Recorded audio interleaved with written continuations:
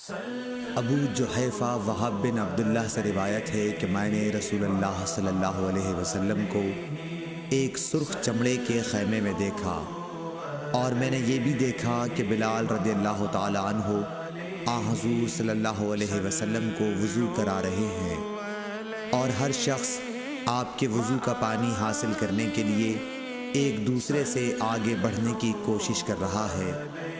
اگر کسی کو تھوڑا سا بھی پانی مل جاتا تو وہ اسے اپنے اوپر مل لیتا، اور اگر کوئی پانی نہ پا سکتا تو اپنے ساتھی کے ہاتھ کی تری ہی حاصل کرنے کی کوشش کرتا۔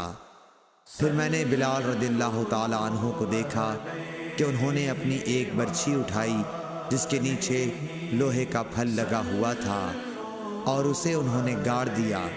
نبی کریم صلی اللہ علیہ وسلم ڈیرے میں سے ایک سرخ پوشاک پہنے ہوئے تہبند اٹھائے ہوئے باہر تشریف لائے، اور برچھی کی طرف منہ کر کے لوگوں کو 2 رکعت نماز پڑھائی۔ میں نے دیکھا کہ آدمی اور جانور برچھی کے پرے سے گزر رہے تھے۔ صحیح بخاری حدیث نمبر 376۔